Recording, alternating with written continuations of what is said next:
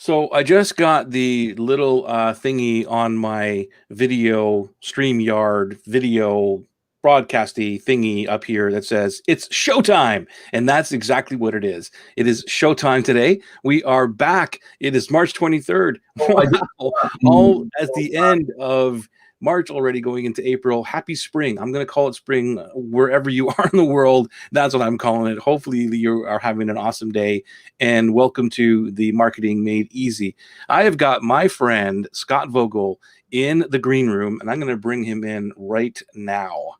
My friend Scott, what is going on, my friend? That was slick, Joey. Yeah? The way you brought me in, that was slick. Finally took you 61 episodes to get it slick. Oh, thanks. Of course, your Strategic Business Academy logo is up above my right shoulder. Yeah, and I can't do anything about that because it's StreamYard, so I can't move things around like on the eCams. But anyway, we'll deal with what we got here. Let's focus on our viewers. Let's focus on the topic today, and we won't worry about how the software works. It's all, we're just broadcasting live to the YouTubes. We're broadcasting live to the Facebooks, both in our group. Hello, Strategic Marketing Lab or Club group. And Club. Yeah. See, it used to be the lab. Now it's the club. Hello to YouTubes, and hello to my Facebook page. Welcome to this. And we're talking about a whole bunch of stuff today regarding marketing. So I cut you off. How's your day? What's going on? My day is good, Joey. As I told you, I am smack in the middle of recording tutorials for the launch of our software next week. And it's intense because there's a lot to do with scripting the tutorials and then recording the vocal and then making sure that everything that you say actually is happening on the screen. So when people get the software, they need to learn it fast. And one of our basic tenets, is respect time. Yeah. So it's how do I get this to you in like under 5 minutes to learn how to do a thing? Susan's in the house. Hello, Susan. Hey, Susan, and everybody, for my convenience, if you can, there's a little thing in the description for StreamYard. If you click that, it'll allow me to see your name, because Scott is monitoring on the Facebook side. I can't see the name. I'll show you what it looks like over here. This is what I get on this side when you don't give permission to StreamYard. And I'd love to see your name on screen so I know who I'm talking to. So thank you all for being here. Let us know that you're here. Give us maybe a thumbs up or a heart or something like that, because then it lets Facebook and YouTube know that we're doing an awesome job. And then we can push this out to more people, help more heart-centered entrepreneurs, and get them marketing in the cool way, the moral way, the authentic way, right? Not all the pushy crap, poking, all that stuff. We're not into any of that stuff, right? So let's get into the topic today. I want to talk about the 40-40-20 rule. Okay. And we've talked about this in different ways, and not the whole rule itself, but in different topics we've done before. One of them comes to mind that we were talking about how important the landing page design or the sales page design was. And we said, I don't know if you agreed with me or whatever, but I said it was like maybe 25% important to the thing. And it kind of references what we're talking about here. So I'll just give the introduction to what it is for those of you who don't know what it is. And this is a rule that is a clear marketing principle. It's one of the biggest marketing principles that is out there. It's not something that has just been created. Ed Mayer created this. I don't know when he created this, but it was many moons ago. And it was really one of the most important rules of marketing. And really what it means is that, you know what, Scott, you read the book that you suggested last week or week before to me, which was the 57 Rules by Ken, was it McCarthy? Is that who did it? Or yes, Ken McCarthy. Do you remember the story that he told about this, about the two copywriters, of how the rule applied? Because I'd like to tell that story maybe before we actually explain what the rule is, because that'll really bring it to life. No, I don't. Okay, I'll tell the story. You tell the story, and I'll see if I can embellish on it. It's very clear that so the 40-40-20 rules is like this, that let's pretend that there was two copywriters and they both wrote a letter or whatever it is, doesn't really matter. And one writes a so-so, let's call it the ad. One writes an okay ad, the other one writes a brilliant ad, right? Then one they send it out. They have two different lists. So the one copywriter that has the so-so ad, and it goes to a list of proven responsive engagement. Like when I'm talking in my list all the time, engage people. He sends it to those people, and the one that is like a brilliant ad sends it to another list that is unproven. It's not primed. It's not warm. It's not anything. Now, which one of those is going to win? Obviously, the not great one to the great list, to the responsive list, is always going to win because you can have the greatest product, the greatest service. You can write the greatest piece of copy. If it goes to the wrong audience, it doesn't matter how great it is. I could write the greatest thing in the world on how to eat organically and local so that you live an amazing peak life. And if I mail that letter out to a bunch of guys that are into eating fast food and drinking beer and alcohol and smoking cigarettes, then it could be the greatest letter ever. Right. Going to fall on deaf ears, as opposed to writing a so-so ad, letter, copy, and mailing it to people that are like, I need all of the local organic I can get. I told you that I've been rereading the Boron Letters by Gary Halbert, who wrote it to his son Bond while he was in prison for mail fraud.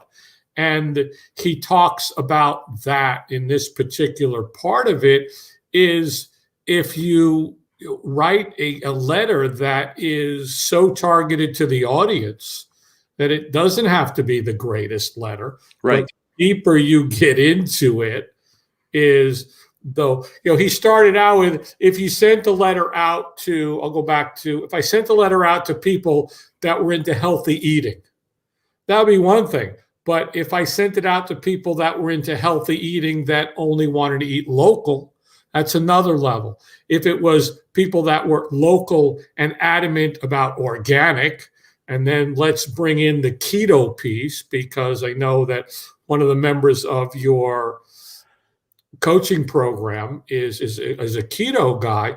And so the deeper we go with it, the more apt we are to hit that audience rather than the surface piece. And in Ken's book, that's what they were talking about. And that really does introduce the 40-40-20 rule, which you're going to introduce right now. Yeah, so let me talk about the 40-40-20 rule and what it really is. So if you got a pen, this will be the point to start writing this down. The 40% rule is this: 40% of your success comes from having the right audience in your message. And if you're in my world or in our world, we talk about this all the time, the right audience. And this is so important. So 40% of all your success is going to come from you choosing that right audience. I talk about it in the language of dream clients. So who are your dream clients? Who's that right audience? The next 40% comes from having that right offer to that audience. And it kind of just gels, right? So if you have that right offer in the right audience, 80% of your work is done. And that means that 20% comes down to the creative. And that's why we talk about this.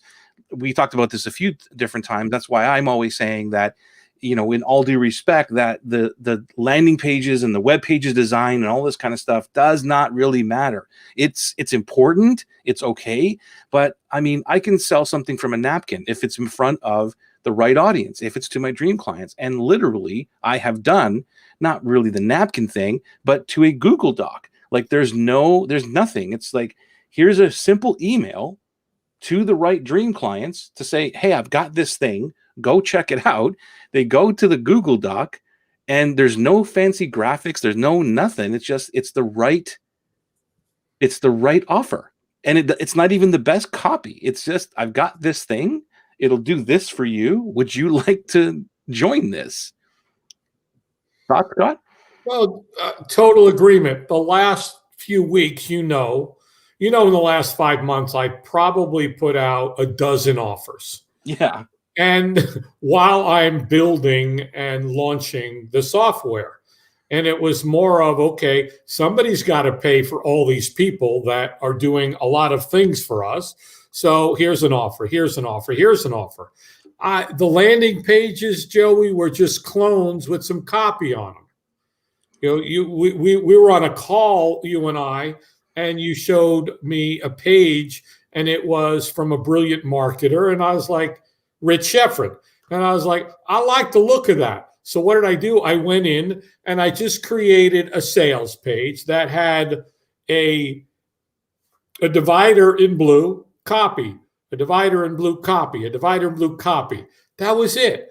And I just put my subheadlines in each of the blue headers with copy.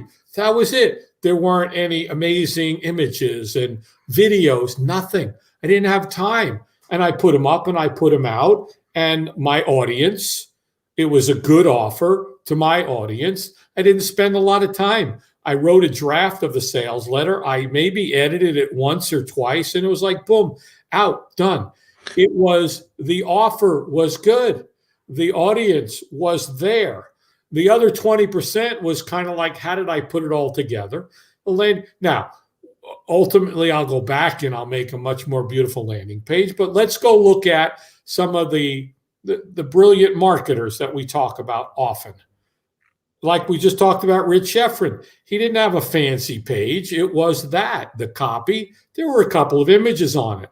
If you look at the John Carltons and the Dan Kennedys and that, who are still some of the brilliant marketers, you look at their pages, there's copy on it. Right. That's it. Well, this is the argument that, that I'm now in the middle of my Right Marketing Copy cohort. Yeah. And all the time that it's always one of the biggest discussions in that where I would never, because the ultimate thing in that is, let's just write a sales letter, like a traditional sales letter, right?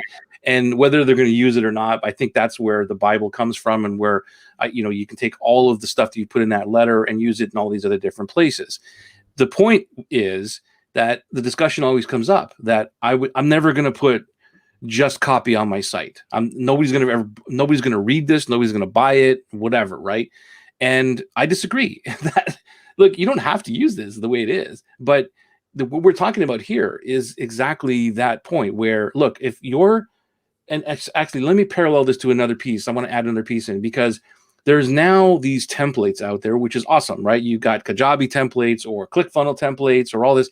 And you go in and you've got these templates with the ipsum word stuffy, and you're like, okay, I'm just going to fill these all in. But your flow of your copy is broken because you're just trying to piecemeal it together, right? Whereas if you write the copy and say, here's my audience, here's what I want to do, here's what I want them to do at the end of this, and you write the thing, and it doesn't even have to be in a sales letter format with headlines and stuff, but just write the dang thing.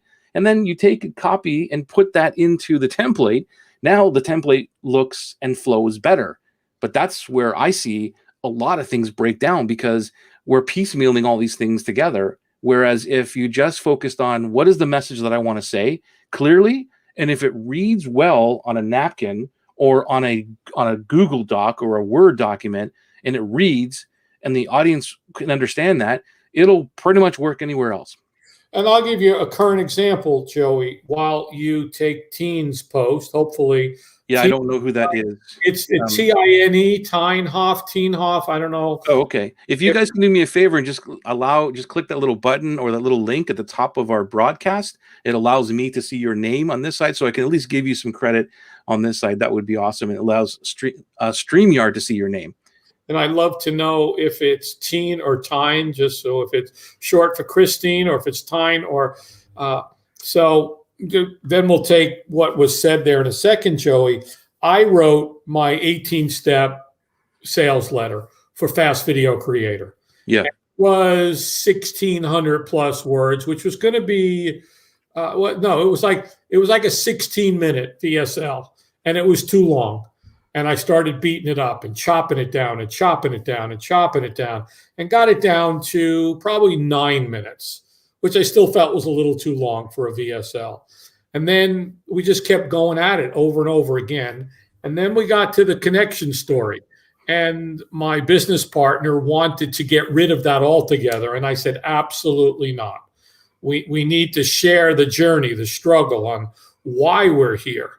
And what was interesting was we were both uncomfortable with it. And it was because I was telling my story. And I realized that it needed to be the story of the company and all involved. And that all changed and it fits well. So is it possible not to focus on dream clients, but dream area to help in that includes several people like fixing bullying, school teachers, parents, etc., or will this just be too confusing for clients? Oh, okay, I'll answer that. This is a great question, and Teen, I love how you've described the dream area thing. I'm going to actually steal that from you or borrow it. But actually, it's a dream destination, right? It's the journey. It's where people want to end up. And when I talk about dream clients, what you've described here is when I talk about it, I like your description better, dream area. I just talk about audiences where the dream clients are the group of people in that audience. And they are all dream clients, right?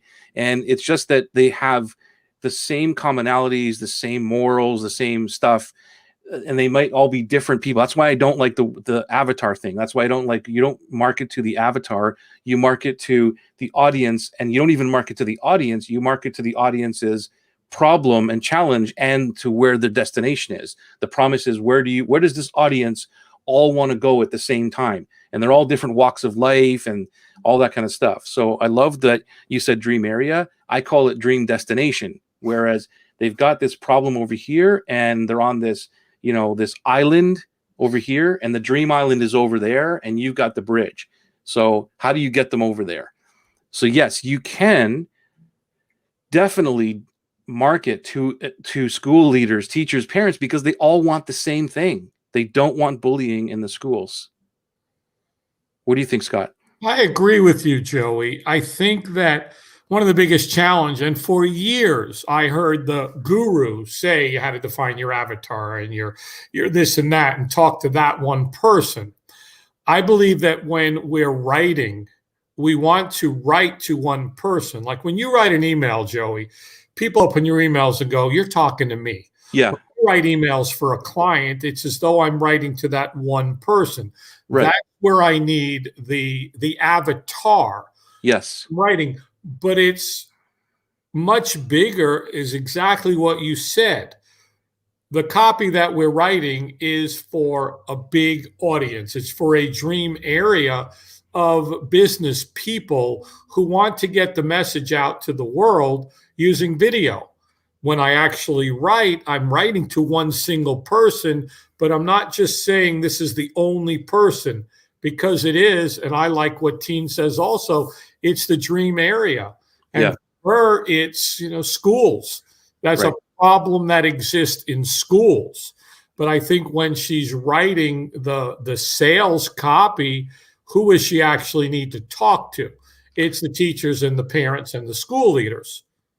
Yeah, it's the audience they're talking to. So the way that I like to describe it to my dream clients, my tribe and all that, is that the avatar really is important. It's important to us only, because we're not marketing to it. So, and I've said, and it's funny because many people know that yours is Bob Michaels. Show Bob Michaels for a second. Your avatar is Bob Michaels. There he is. Okay. And mine is Sarah Struggles. I don't have a doll yet, but I will get one. So my Sarah Struggles.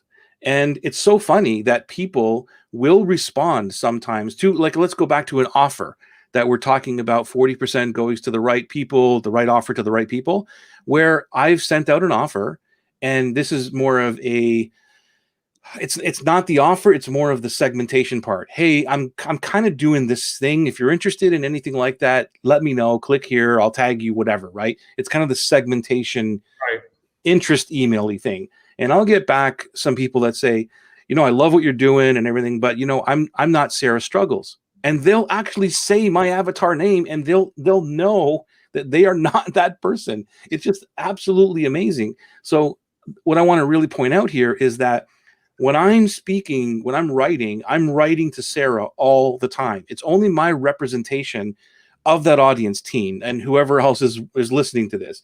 The audience could be an 18-year-old person. It could be 65-year-old. It doesn't matter. But I've picked out Sarah from that group, put her in my mind, and that's who I speak. And Sarah is the representative of that dream audience, of that dream area, whatever you want to call it.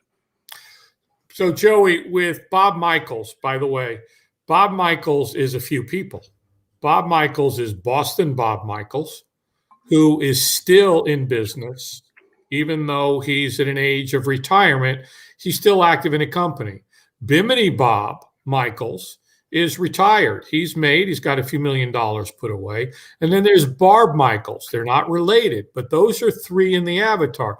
Then there's Beth. Beth is 25 years younger than Bob and Barb.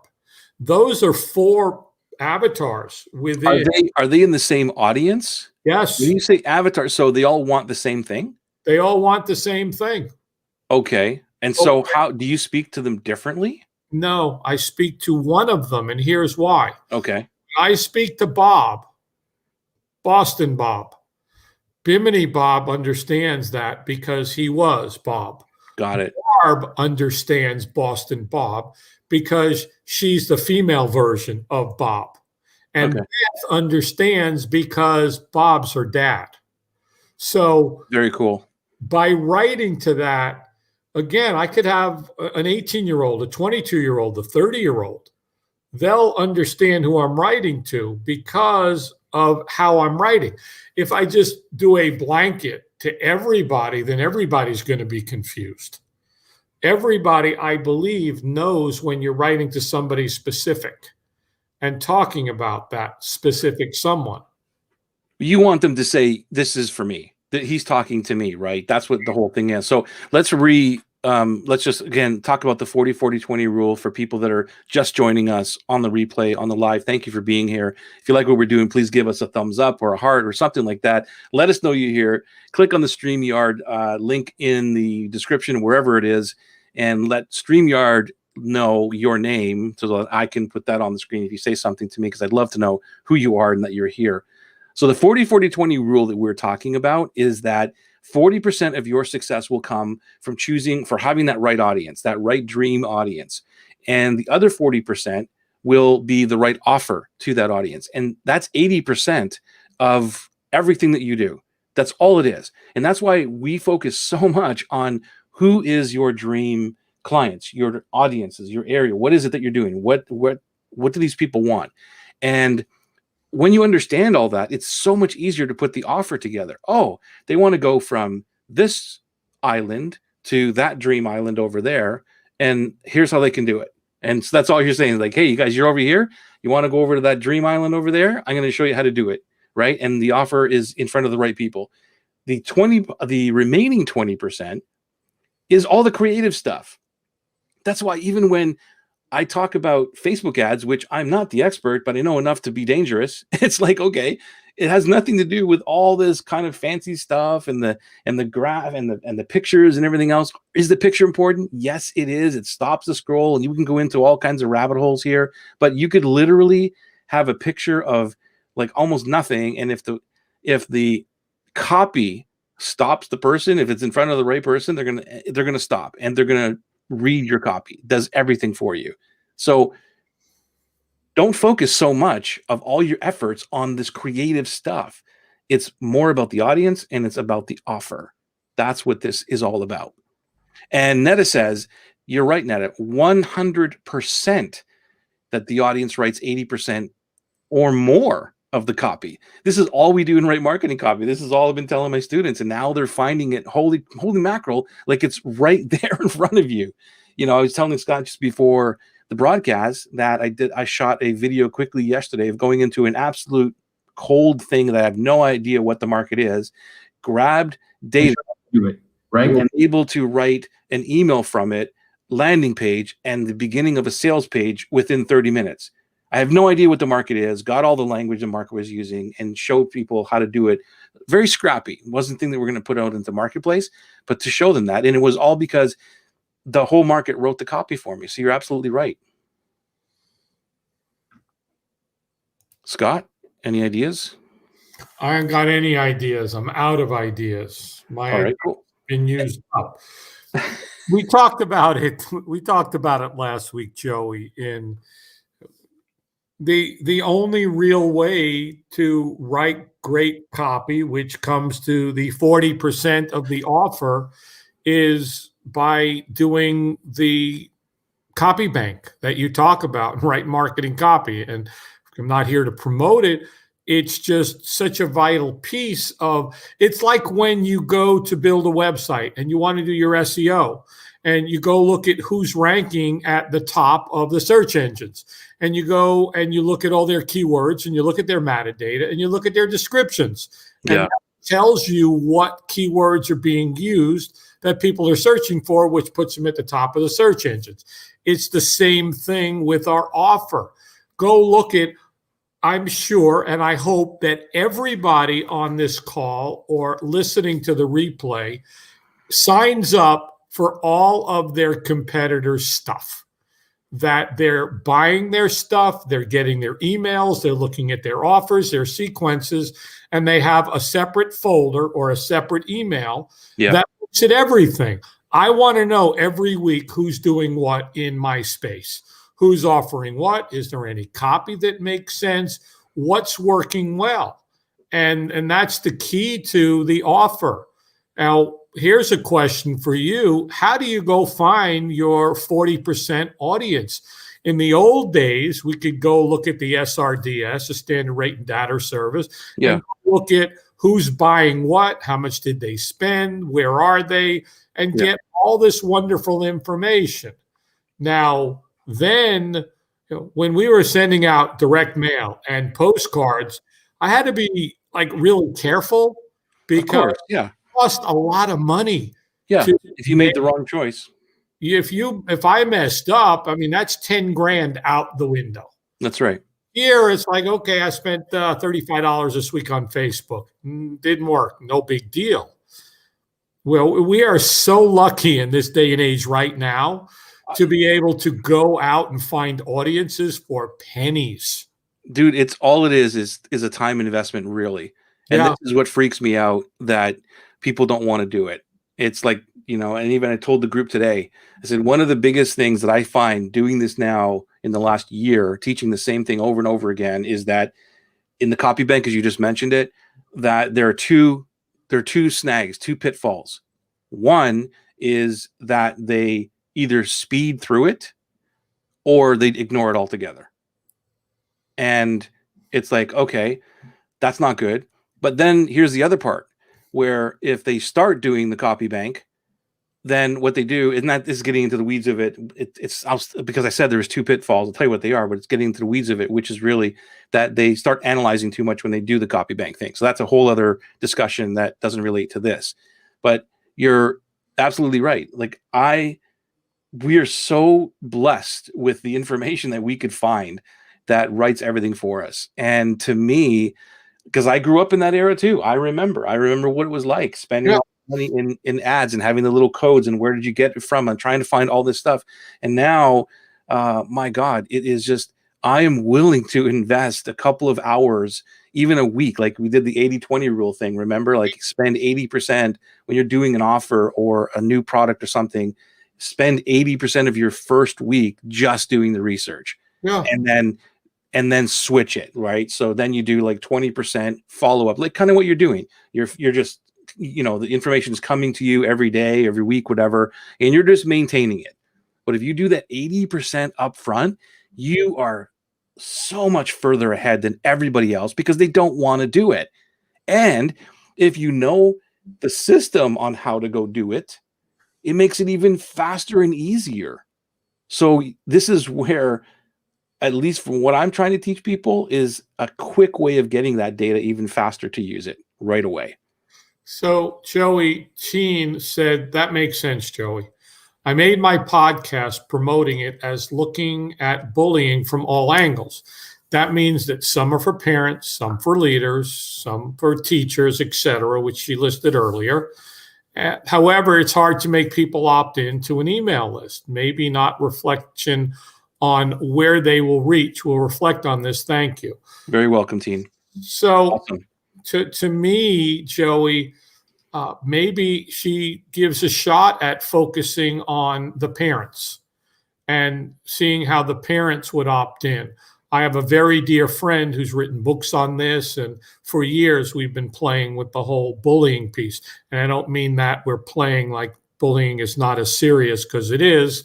And she struggled for a long time to get it out. So, maybe, and again, I'm wondering what the opt-in was and if it was specific enough for all or one of them to get an immediate payoff. So maybe Teen could let us know what on the podcast the offer was for the email opt-in. Right. Yeah. Eric says, "Hi guys, great info." Well, Joey always has great info. Thanks for being here. Parrot. My man Glenn, thanks, man. You got to give us some if you hit the link in the top of this broadcast, it'll allow me to see who you are, so I can bring that on screen. Thanks, Glenn. Glenn's right. It is hard to stay away from analysis paralysis, and you do have to do the work. Be your own voice. It's important to do the work and then stop doing the work and go do it.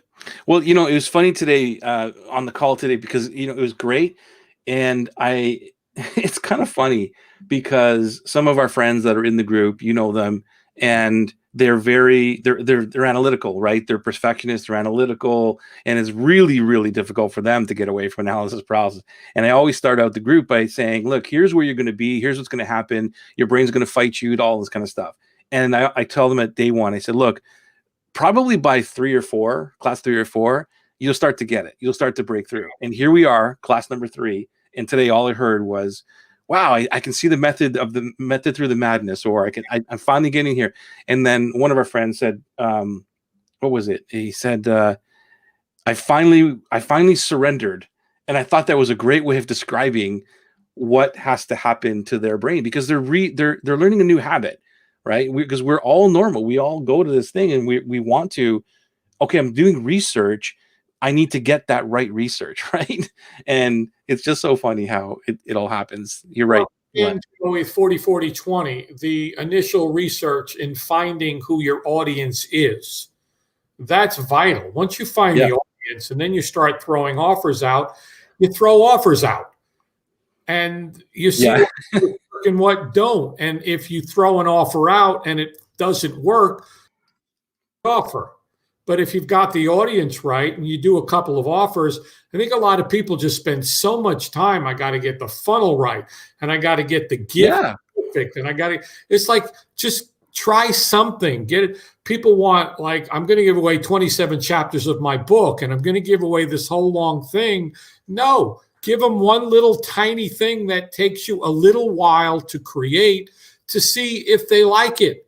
And if they go, wow, this was really cool, then go spend some more time. Instead of creating this whole entire course or program or product, get it out.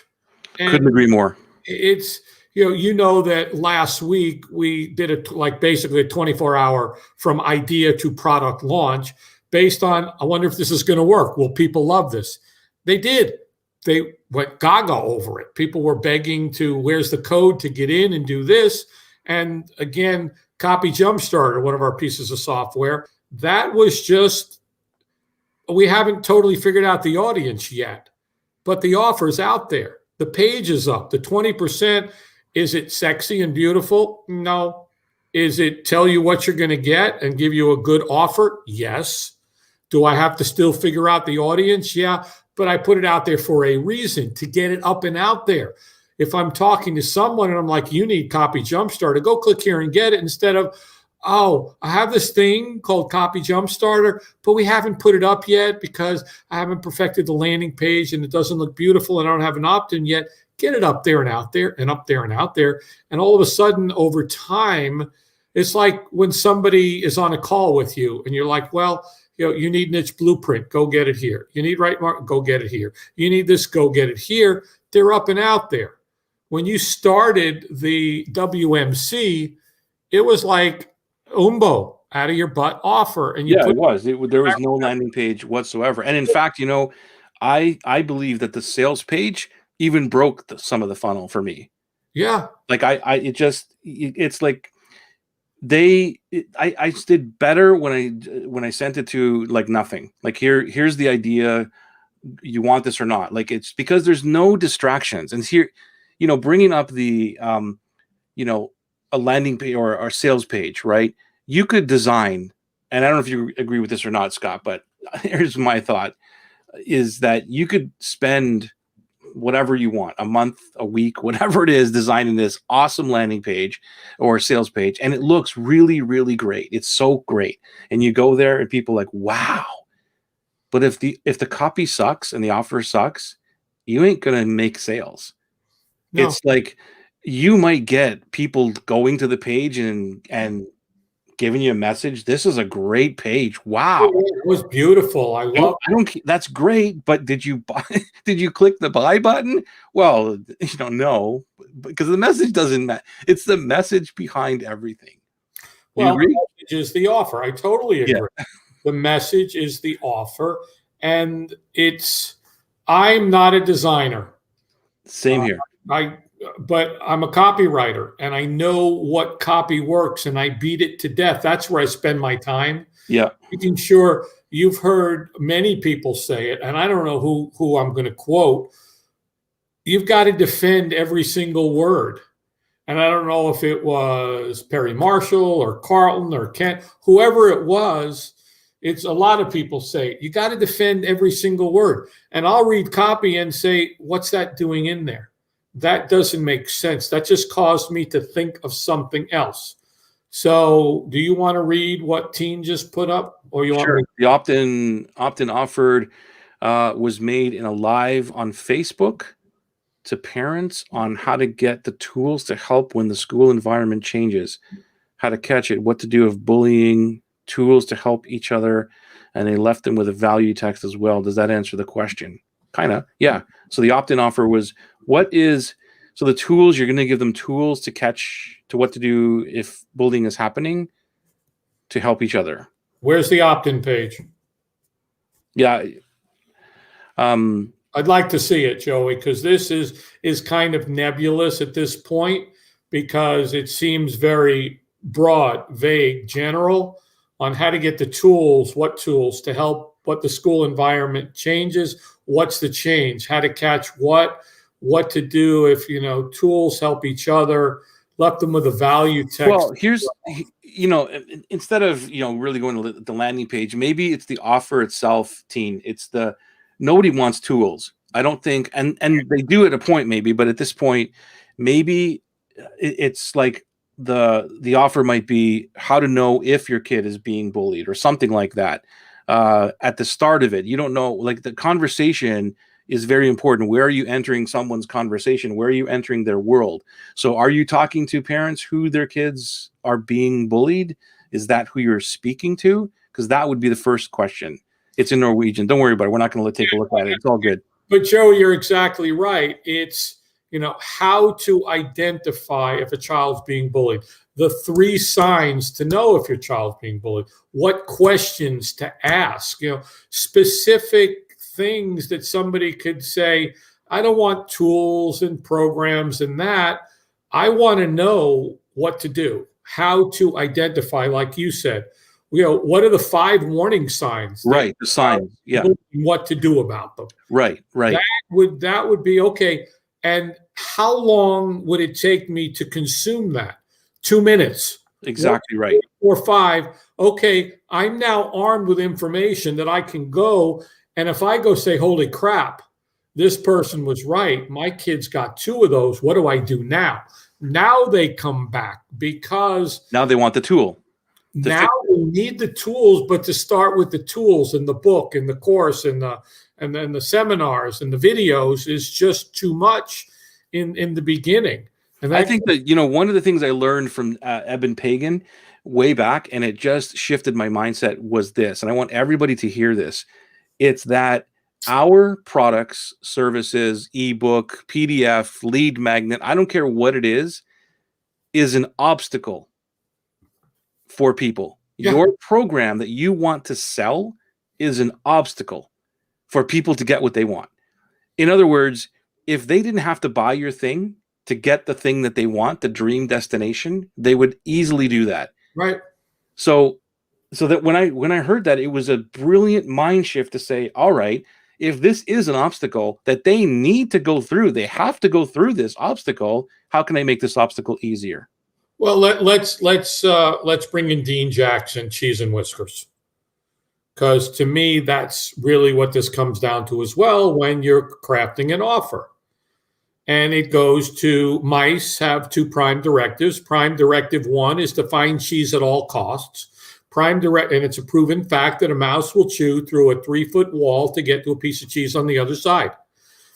Prime directive number two of a mouse is avoid whiskers at all costs. Right. Flicker of a whisker, a mouse is gone as fast as humanly possible in the opposite direction. Human beings are the same way. The challenge is most marketing copy, landing pages, offers are full of whiskers. Right. We have to find what's the cheese. What will you claw through a 3-foot wall? What will a human crawl through to get to that? And let's jump to Eben Pagan. You know, I've talked about this before, and I believe that he has the single best funnel I have ever seen to date. And it was simple. Single guys want to know when a woman's ready to be kissed on the first date. Right. Now, a guy that's dating wants to know that, and he doesn't know the answer. If he knew the answer, he would be out there doing that successfully, because most guys couldn't say at the end of a date, I think you're absolutely beautiful, I'd like to kiss you, and lean in to kiss her. And if she says, leave me alone, he'd be okay with it. And so Eben's reply to the gift is that, you know, he explains it in 2 paragraphs. That's it. And the 2 paragraphs were, you know, throughout the evening, maybe it's a touch on the wrist or the elbow, safe touch, and commenting on how beautiful her hair looks and maybe reaching up and touching it. At the end of the evening, there's been safety throughout. When he thinks it's time, he leans in and reaches his hand up. And if she leans forward, she's ready to be kissed. Simple. If she leans back, she's not. And he just goes, there was something in your hair. No harm, no foul. The whole thing was set up, and he goes, oh my God, that was amazing. That whole thing took less than a minute. And now it's like, holy cow, what this guy just told me is amazing. And but that's part of the dream destination, though. But here's the thing, Scott, like, that's awesome. You're giving somebody the part of the dream destination. But what happens is, for everybody listening to this, is that that's what they want. They want to kiss they don't want to kiss a girl, they want to kiss a woman, whatever. But then what Eben does is, okay, here's how you do this. But dude, you got to get out of your shorts, and you got to take off the death metal t-shirt. You got to wash your hair. You got to get out, and here's how you speak to a woman first. So he then backtracks it. Right. Well, the next thing is you need to know how to ask more women out on a date and where to take them.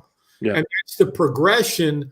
But he started with the simplest little piece. He didn't start with. He started with a desire, Scott, like a big thing.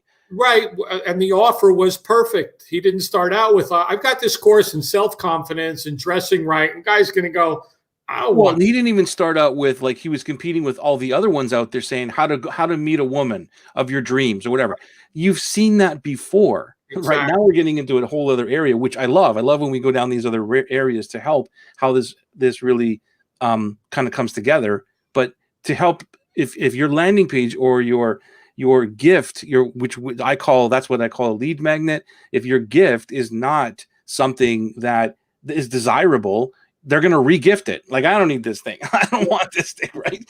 Well, they're going to go click, and they're not going to read anything else from you, because it's like, I don't need, it's like when I see somebody say opt in for our newsletter. Nobody wakes up in the morning and says, gosh, I wish I could get another newsletter in my email. Yeah, right. You said it's an obstacle to what they want.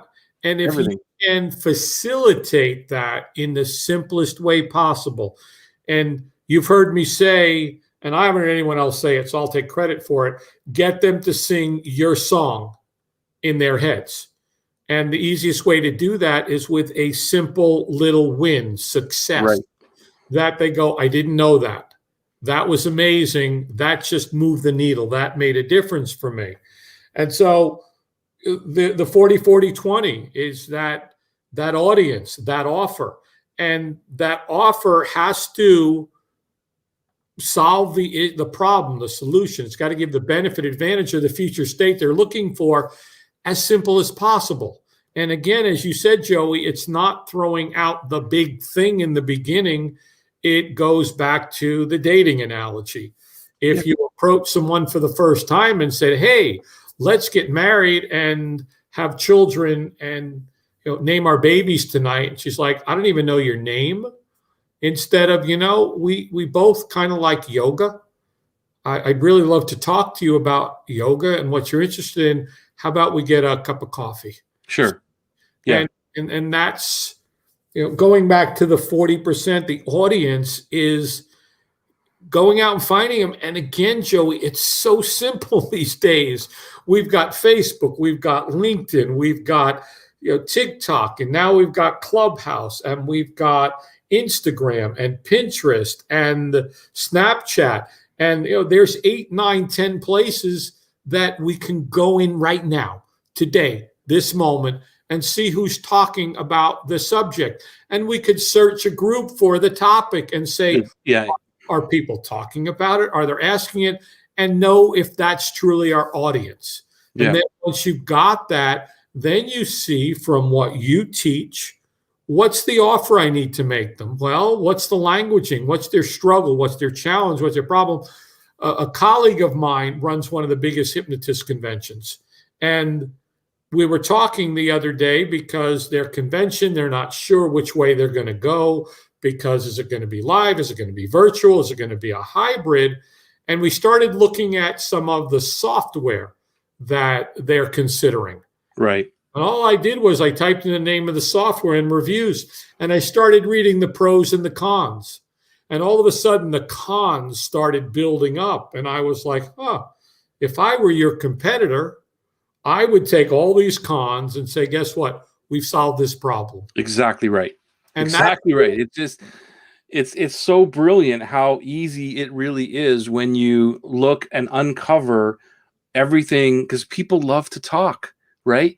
They love to talk, and social media and everything else that's out there has given them the platform to do it. And if you are a very smart marketer, just do exactly what Scott just told you. That's right there. Take that piece and just go do that and fill in the hole, saying, how can I be different in the marketplace? That's how you do it. All these cons, this thing is not doing something. I'm going to create something that solves that problem. Now you've easily created a solution that everybody is already talking about. They're already looking for the solution. And Joey, it's like for my software, I'm in one of the groups that you're in, and people are constantly posting about the topic in which I've created a product that solves the problem. And somebody the other day said, I'm looking for exactly the thing, and people are like, oh yeah, this thing sucks, and this one's no good, and this one's garbage. And it was like, okay, it's there for us. Again, going back to, I remember we spent $10,000 on a postcard campaign to different zip codes and different credit cards and incomes and values, and hoping that was the audience. We kind of knew from the audience and the offer, but still, that was 10 grand gambling, hoping it would work, as opposed to what we were just talking about, what you teach. It requires a day of solid research. Just looking at the market from another point of view, not to sell it, but it's like, where are the gaps? And speaking of, just going back to your point, when I was starting the club VIP, where I have like a membership where I coach every single Wednesday. I do this with a group coaching thingy. And when I first started it, It was, okay, it's going to be a membership, and memberships are, the buzz or whatever it was. And the thing failed like crazy because I didn't keep up with it, and it wasn't what I wanted to do. And there's like a billion memberships. And then it was like, all right, well, I'm going to do a group coaching thing. And again, it failed. It was like the sales page was awesome. People would tell me, this is great. This is amazing. Right. And they read the page and they wouldn't buy. I'm like, well, what's going on here? And then I did a little bit more research, exactly what you're saying, and went into, well, what are people talking about in other group coaching? Like, what's the problem with group coaching? I found that, well, group coaching doesn't have, you barely get your question answered because there's a billion people on at one time.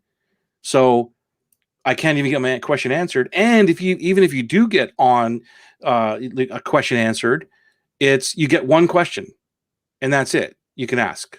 Like, okay, well, that's not good. And then it was like, well, there's no live thingy to it. There's no one-on-one to it. Okay, well, I'm going to add that too.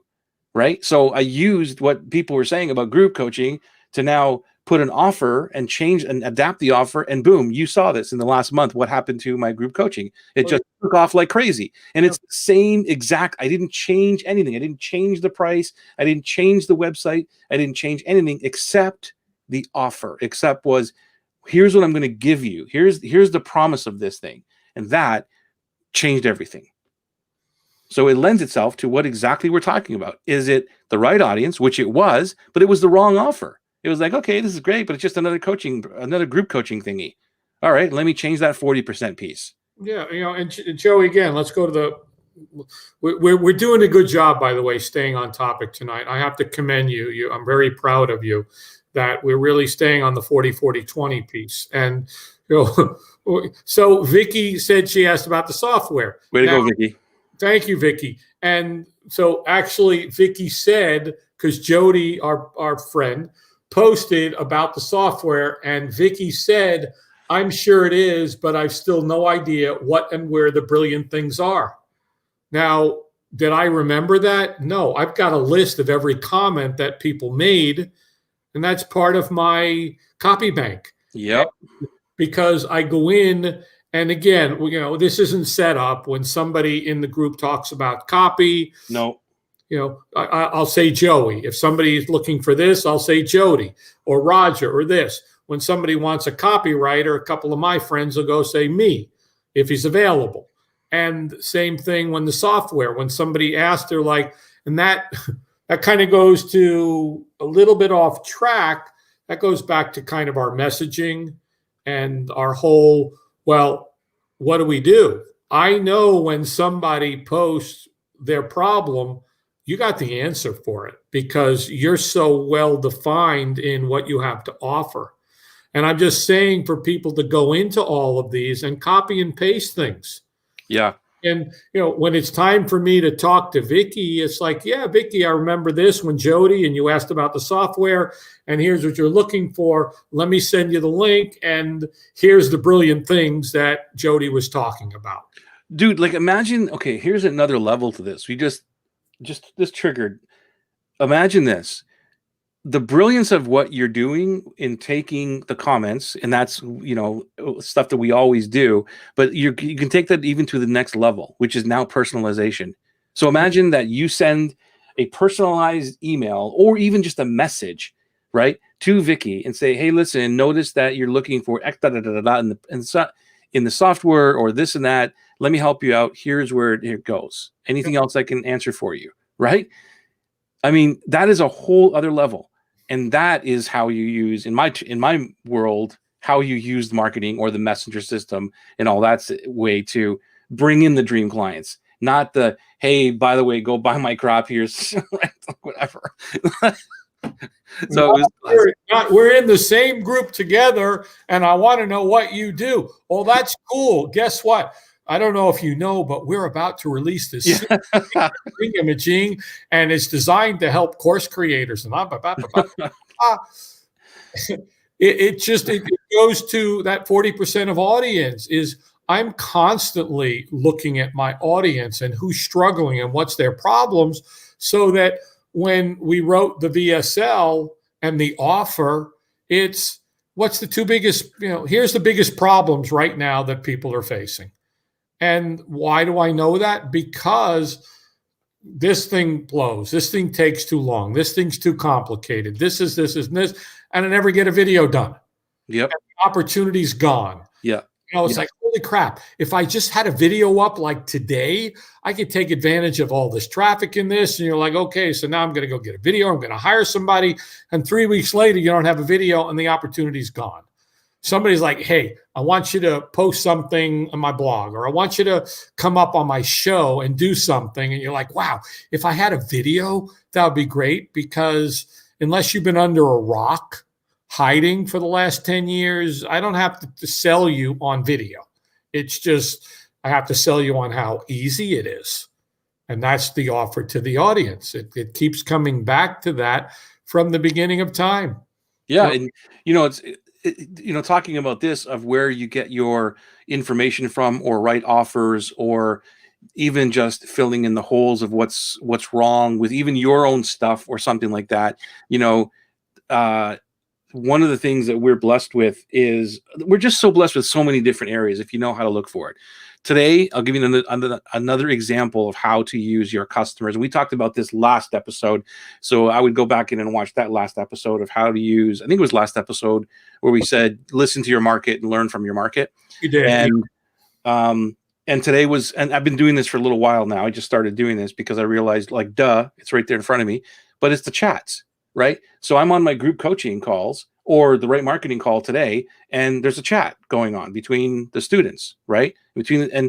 And guess what? At the end of that, I take that chat, because I can't read the whole thing while I'm teaching all this stuff or coaching, and I read through it, and then I see all the comments, or the good and the bad, or the suggestions, or whatever. I'm like, this is awesome.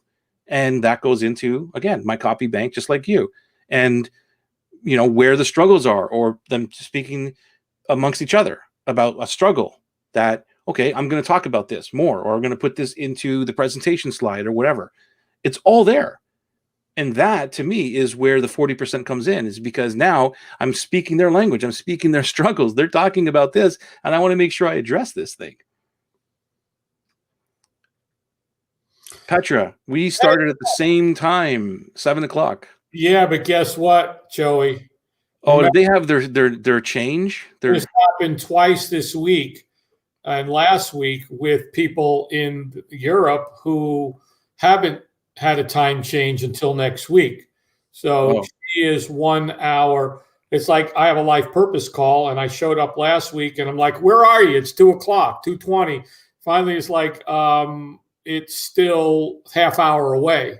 And then when I run a call last week, same thing happened. And it was like, crap, Google didn't tell me that there was a time change in the United States that affected the time on my calendar.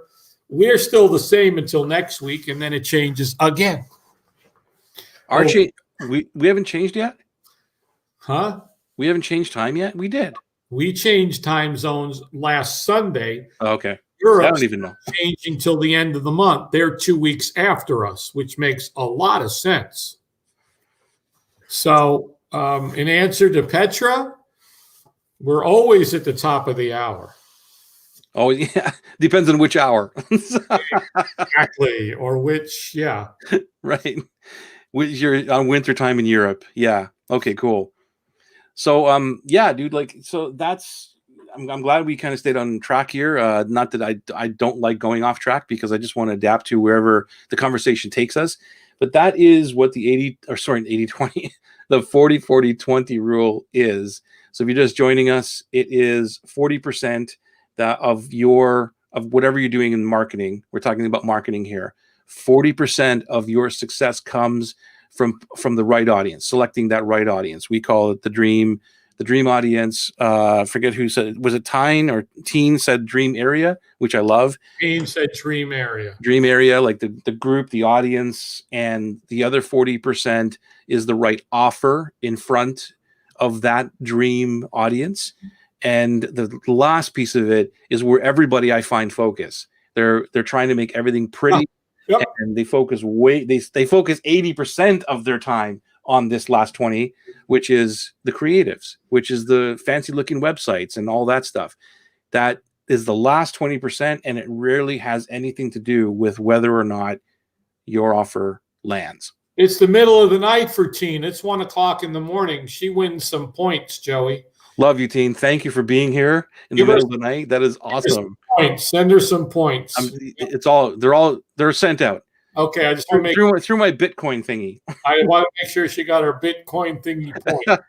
So, Joey, going back to the audience and the offer, obviously the offer comes, and Vicky is only midnight, so she gets half. Everybody gets points for being here. Everybody gets points for Love it. Everybody gets 1,000 points. 1,000 points. No, points don't matter.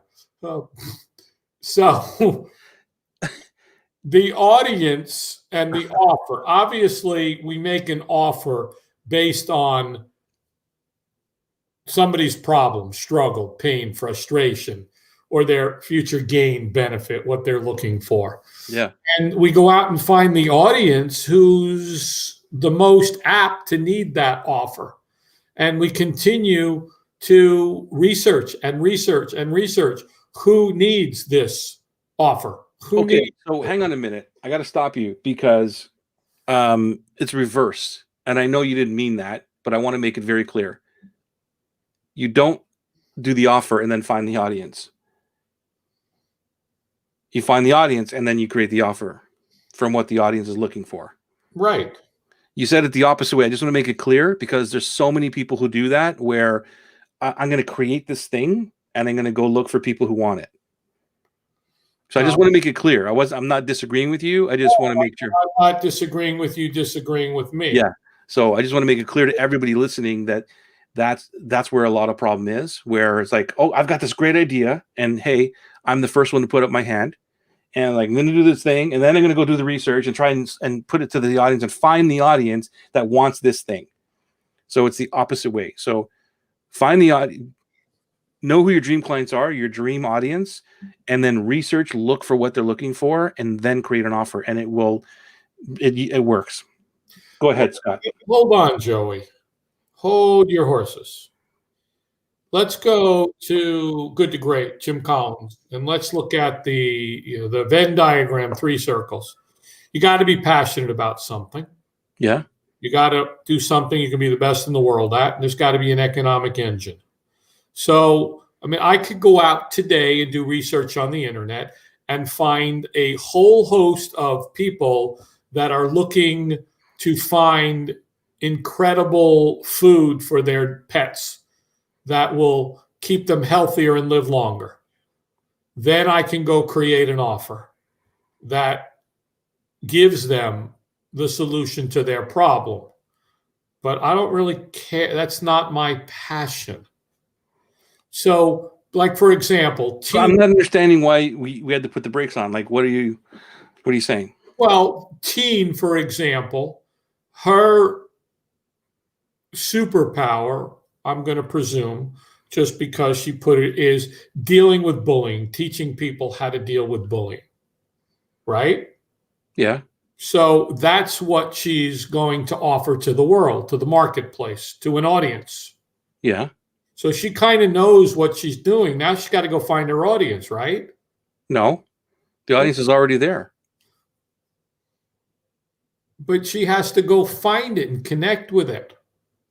It's completely different. It's not that you're trying to find an audience. These are the people that I want to serve. These are moms, teachers, whatever, who are having bullying problems. That's the audience. You've already found the audience. So we're talking about semantics here. It's not like, where are those people to come on and opt in and buy my stuff? It's like, that's the audience I want to serve. What I'm saying is that we come up with, hey, I got this really great idea, and I create this offer, this program, and then I'm going, well, who's going to go buy that? Is it going to be course creators? Is it going to be people who make sidewalks for a living? Like, what are they? Where can I sell this? And so I've created an offer that is not for any audience. I'm looking for an audience to go buy this thing because it was an idea in my head. That's all I want to make sure that there's a complete clarity on that, because I see it all the time. So what would you sell to people that make sidewalks? I don't know. I'd have to go research, and then I'll tell you what the offer is next week. Okay, so you have the idea, but before you create the offer, you're going to go see what the audience of sidewalk creators I'm needs. just no, we're not going down this rabbit hole. You know what I'm saying, right? No, I do. I'm in full agreement with you, Joey. This is Okay, cool. what I was just saying was people know what they're good at, their superpowers, their pillars. And Some people before, do, some people don't. We've talked about this before. And like you've seen it too. There's always somebody who says, I do this for anybody who will listen. anybody who will listen, Do everybody in the world needs my what? stuff. So what do you do? Well, I make people successful. What Right. people? Anybody that'll listen. Anyone, I make the whole world successful. Anybody Okay. live. Right. Right. That's just, I mean, so there's got to be an audience. Who do you make successful? I so once you get clarity on what your superpowers are, what your pillars are, what mission, purpose, vision, all of the core foundational elements of what the club formula. Mhm. Okay, let's skip the C for right now and go to the L. And what are you going to leverage as your unique abilities that can help somebody? Then the audience has to Well, be the C is part of that. It's still who do you care for enough? The client, it's the same thing. I care enough about that audience that I could leverage my superpower to help those people. okay. So I'm going to clarify what you said, Mr. Joey Clarification Ragona. Who are you passionate about serving? That's your audience. Now, what is that offer that you know can help them that you will be able to deliver? Yeah, but if you're referencing good to great, then you still need to go into the audience to talk to them to understand what it is that they look. I'm passionate about serving entrepreneurs. You know that, like heartfelt, centered entrepreneurs who Right, are onto to serve and impact their corner of the world. I right. don't care what they do. Don't care what it is that they do. My mission is to serve them. Now, how I serve them is okay. Well, I'm going to help you get clear on your dream clients and all that stuff I teach. That's how I serve them with my superpowers. Okay. So, but I knew that it was, and I struggled for years on, well, I've been wanting to serve entrepreneurs since I was born, basically. So it's like, well, it took me all these years to figure out, wait a second, here are my superpowers. Here's what they want. Right. And instead of me forcing something that I wanted to teach them, I went into them and listened to them and said, wait a second, I'm really good at these things and I can help you do that. So who's your audience? What do you mean, who's my audience? It's the entrepreneurs. It's entrepreneurs who are growing their business online. Well, what was so difficult about that question? It depends on how we want to answer the question. Well, I'm going to the 40-40-20. I'm asking you, It is entrepreneurs growing their business online. arts. Heart-centered entrepreneurs growing their business online, which is basically, if you narrow it down, it's like coaches, because that's who I'm really working with, right? Coaches, practitioners, that kind of thing. Okay, so there's your audience. And But I didn't have to go find them. you do have to find them in a way. You have to find out where they are, where they hang out. So that Yes, at but least it's not like I'm going to do this thing. Who wants to go buy this? I right. started with the audience first, and that's even why I defined it even further into, it's not just entrepreneurs. It's not just people online that want to make money and do that. It's heart-centered. You have to have a mission. You are mission-driven. In my world or my mind, there's only two business people, money-driven or mission-driven. That's it. I simplify everything. So if you are money-driven, you are not my audience. I'm pushing your buttons tonight, Joey. I love it. It's awesome. I love this because you're right. This is awesome because it's helping everybody else understand who you got to be. I want, and that's why I'm pushing you, because you're clarifying it more and more. You knew from the get-go who you wanted to serve. and then your offers came. It took you a while to come up with the offers But because that's my point, Scott. That's why I said that right. you know the audience first and not the offer. And Well, the offer came from always being inside the audience and listening to them and saying, wait a second, I can do this. And which is what I just said about the VIP coaching. what I'm pushing at, Joey, is the who of the audience, not the where. That's not what you said 10 minutes ago. It's no, like you got to go find the audience. And I'm trying to say, no, man, you don't find the audience first. You define who the audience is for you. And then, because again, it's just semantics. I think it was just semantics. It's like once you define it, okay, where are they? So I can now go and speak to them and then get them into my world. Right. Yeah, but we should like rewind 10 minutes and see exactly what I said so that I can You'll see. with you disagreeing with me on the transcript. So we're not disagreeing. Obviously, we're playing as always. And it is about what you just said. And I think it's really important to repeat it is knowing who you want to serve. That's your audience. And it's not, then, yeah, eventually you go find them or they find you. Right, right. And, Teen just said, so it's about tuning in your superpower to meet the audience's needs. Yes, definitely brilliant, perfect. Yes. That's because it's funny because a colleague of mine posted a video today about that thing, what is your superpower, and enabled him to get clear on his superpower because he wasn't clear on his superpower until somebody beat him up and said, why are you doing this when that's not your superpower? Right. You're right. playing in this game that's not your game. Right, right. And so, Teen is absolutely right. And you and I talk about that all the time. And what is your superpower? And some people have a lot of them. It's true. It's true. And if you follow this advice and look and who's the audience that I care enough to serve without asking for anything in return and all this other stuff, and use my superpowers to help them on the stuff that they're asking about, then everything else falls into place. And we've proven it over and over and over again. This is all the stuff I talk about with the club marketing framework. That's what it is. There's no secret. There's no magic juju to it. It's just, look, all it is step back. Do you care enough for that person, that audience, equally or more than you care about the money in your bank account, right? To build your business? Do you care enough? Because if you do, then you're looking for their problems. You're not looking for, okay, what's a lead magnet I could put up right now and get my list to 1,000 people so I can sell this thing? That's not what you're doing. It's like, what's the thing that they're struggling with that I'm really good at, that then I can create a gift, a lead magnet that I could offer them to get them into my world so I could speak to them and they can understand how great my superpowers are to help them.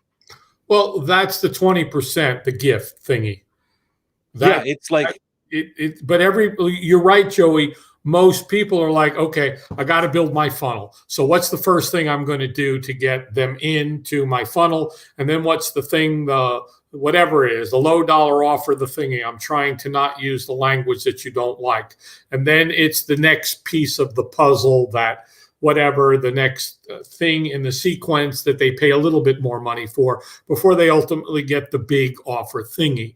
And instead of, okay, what is my superpower and what's not my superpower? Too many people are out there selling stuff that they shouldn't be selling.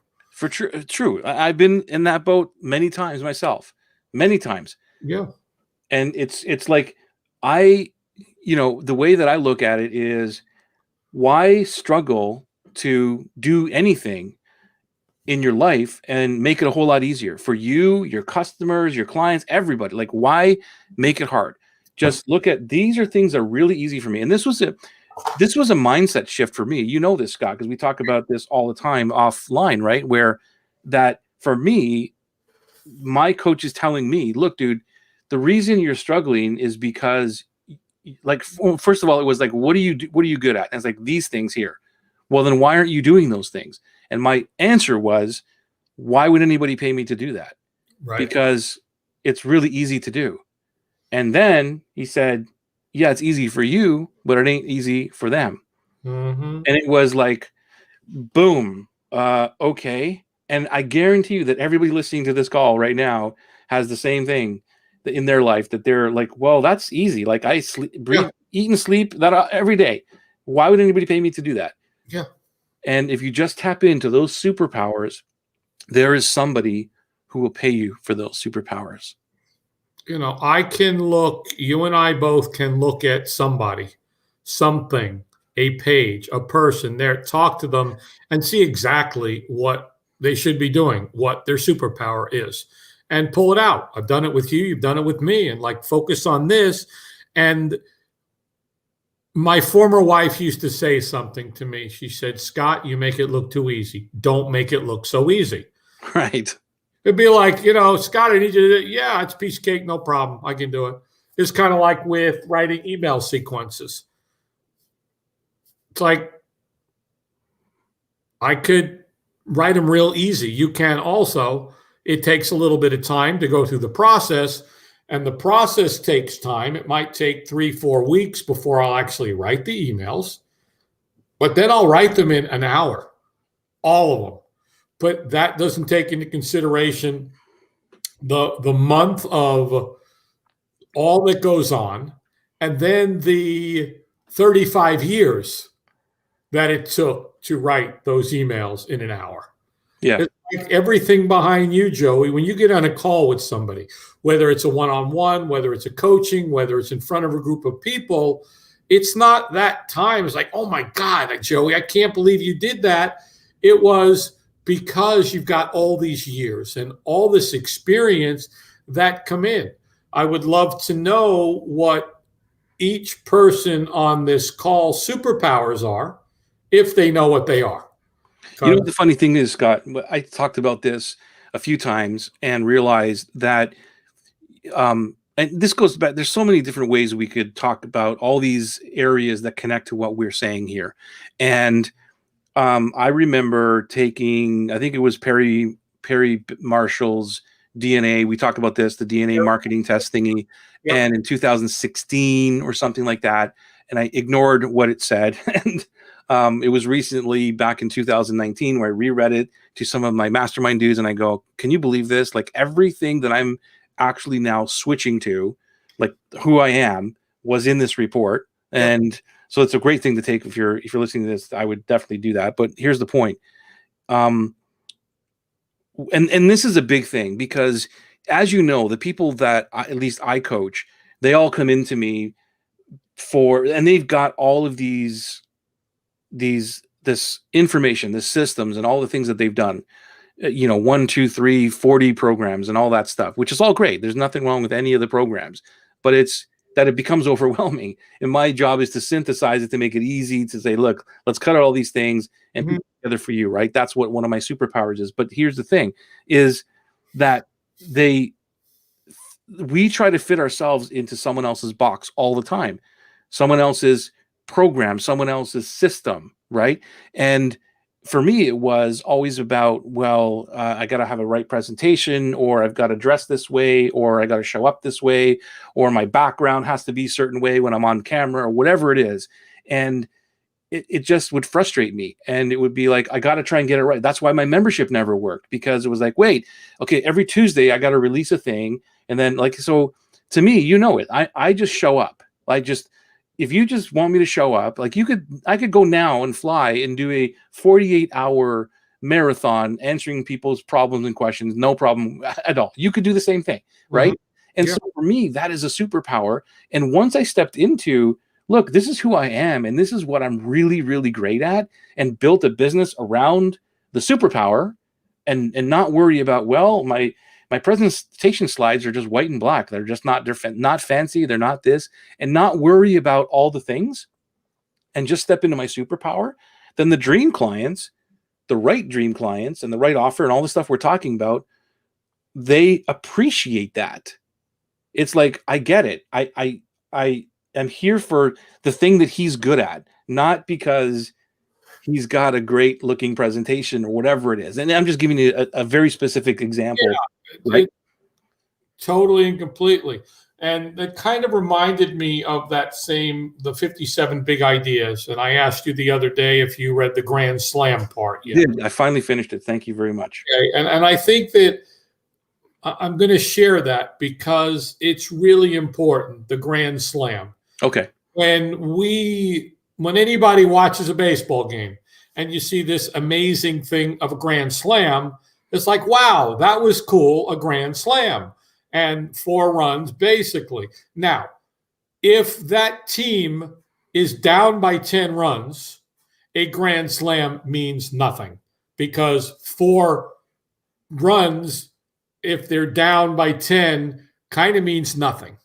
But the most important part of the whole Grand Slam was think about every single person on the 3 bases.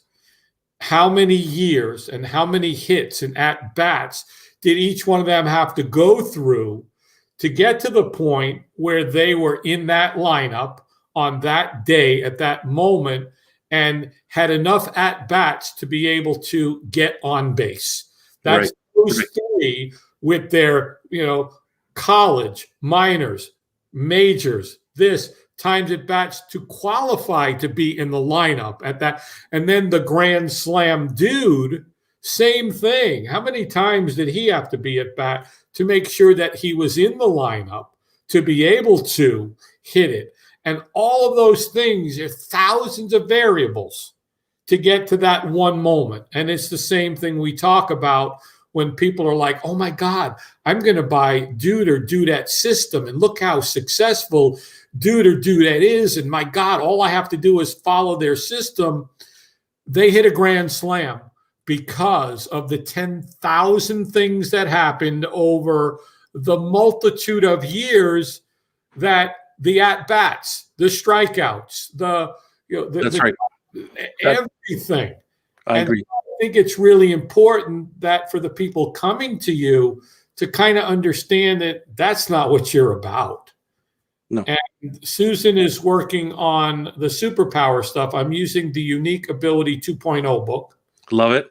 I've got info from others as asked in the book. I'm down to 7 areas right now. It looks almost impossible to get one statement.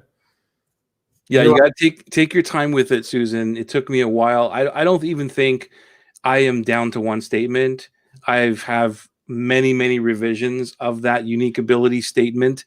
Let it just work its way through. It's all good. It's really about, I think what you'll find first is the themes of the superpower that you may not see that other people see in you.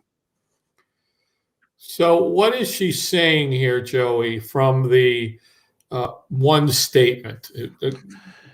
Well, the unique ability from Dan Sullivan, that's one of the deep work I did in 2019, as I talk about, right? And so the one statement is just basically, it's a unique ability statement. I'm great at doing this thing. Here's what I do, but basically that's what it is, and making it into like the elevator thing, whatever you want to call it. Just a one statement of here's what I'm really great at, so your dream clients know. And does it? When I've got a document that's got my superpowers in it, and there's quite a few of them. Right. And that one statement is maybe 7 sentences long. Yeah, it's too long. In this context. Right. It's just, you're not going to go through 7 statements. It's basically a 1 paragraph thing, like a very small paragraph. It's kind of like the story brand thing, right? Here's what, right? And you tell the story and people know exactly what it is, what you do well, how they can benefit of it, all that kind of stuff. Right. In that one thing.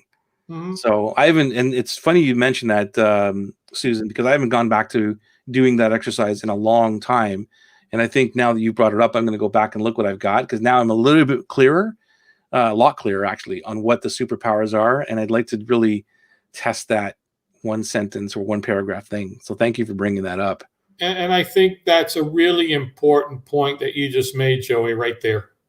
Which is? Your willingness to go back and revisit what you did and see it where level you're at right now. Yeah, I'm always on a constant learning curve. Like I've never stopped learning. I love always adapting and improving. And one of the things too is I think it's also a superpower of mine is letting things go. It's very hard for us to let things go because we're human beings and we want to finish what we started. And for me, it's like, well, I'm not going to focus my energy and frustration on this thing because I can't get it right now, and I'm going to let it go. And that's one of them is, hey, I worked on this for a little while. It's all in my Evernote. And I've got a couple of iterations of it. I'm fine with it. Don't need to go use this right now. So, Joey, Monica said, so good to hear several superpowers. Scott, I'm trying to focus on one to start with. What is the one that she's focusing on to start with? Just curious about that.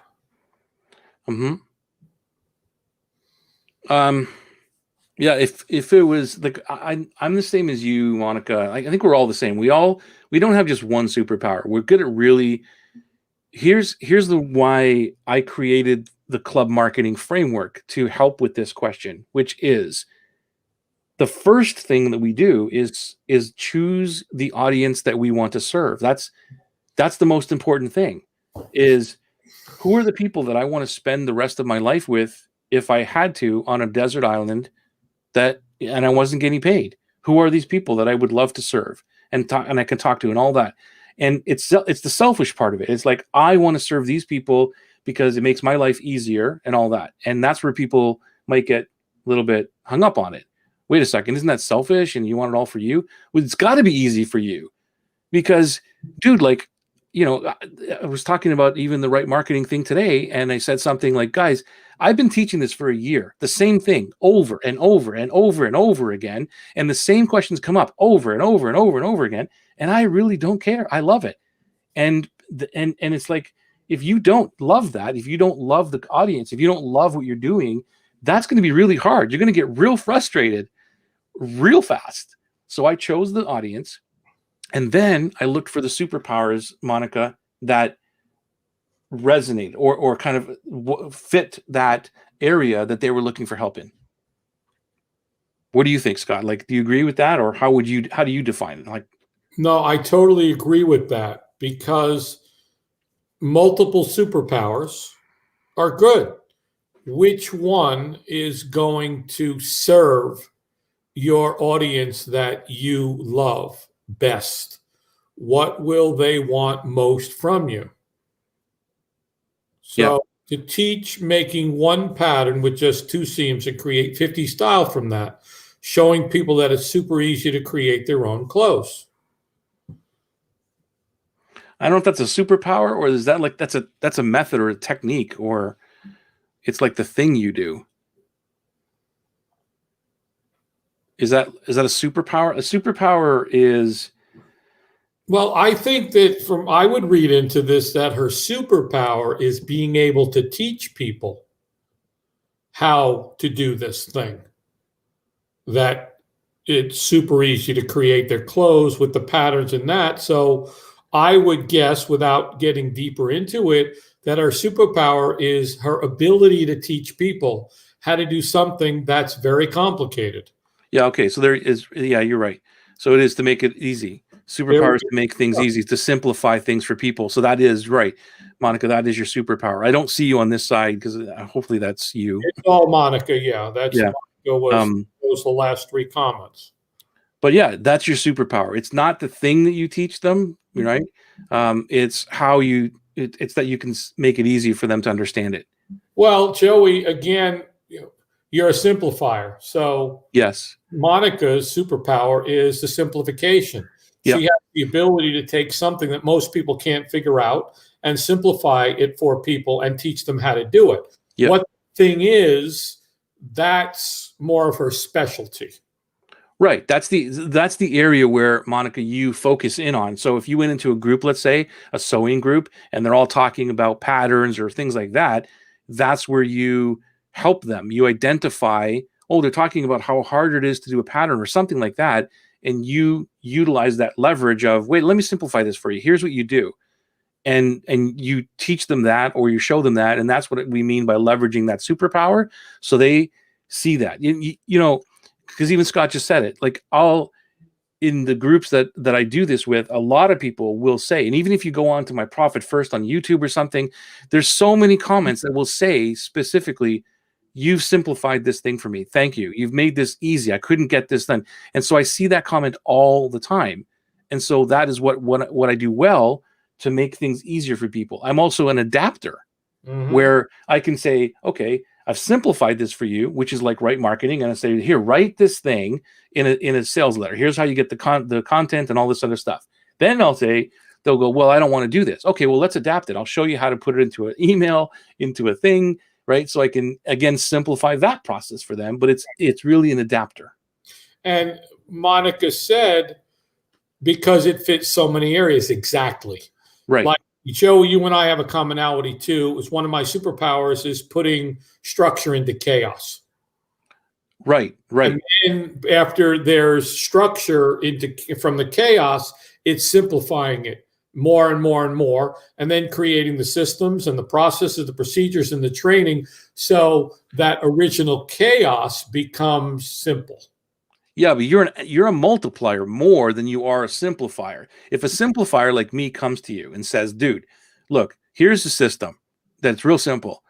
You know, I need you to like amplify this. I need this to go out to the world. Right. Then you could take that a lot easier. Yeah. It's not that you can't simplify it yourself, but that's not your superpower. No. You can do it, but it's like, all right, well, your energy is more in the multiplication of it. Am I right?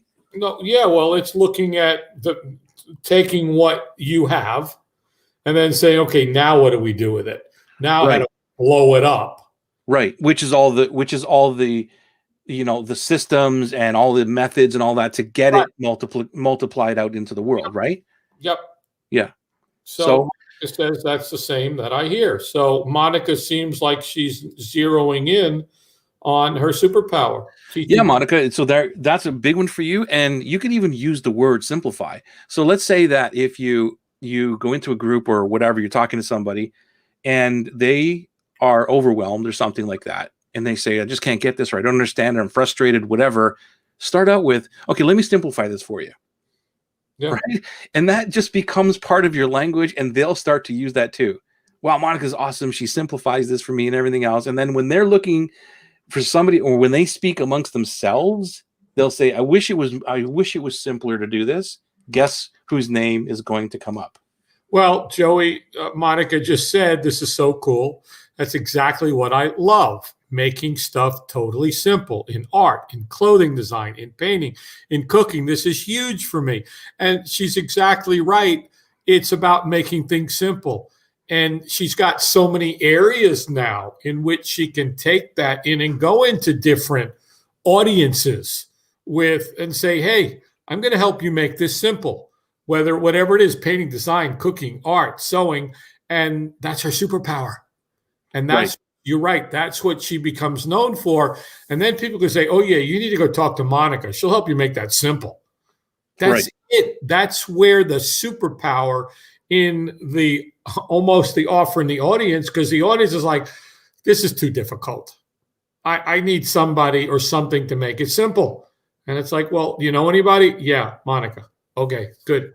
Well, so in stuff that you do, like, you know, you amplify or you put funnels together and all this kind of stuff, right? Which is simple for people because they give you the thing. They're like, here's a shoebox full of stuff. Yeah. And you're like, okay, no problem. Let me whiteboard it all out and do all this kind of stuff. Right.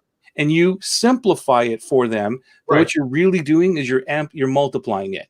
But to them, it's everything. It's like, wow, you've simplified it. I get it. And they've got the multiplication system all in place too. Simplification, multiplication. There you go, Joe. The Simply multiplier. Yeah. That's awesome. Well, we are at the top of the hour. I'm going to say, you say it. Man, good conversation as always. Thank you for being here. I know you're a little bit wiped out today, but you brought some energy as always. You show up Love it. and yeah, give a lot of value to the whole world. Thank you for that. Thank you for everybody who's been here live. Thank you for watching on the replay, by the way. If you liked what we're talking about, give us a thumbs up or maybe a heart or something like that. Show Facebook a little bit of love that we're doing a good job, and maybe it'll get out to more heart center entrepreneurs and help them out too. So thank you, everybody. Have yourself an awesome, awesome night. Scott, you too. We'll see you next week.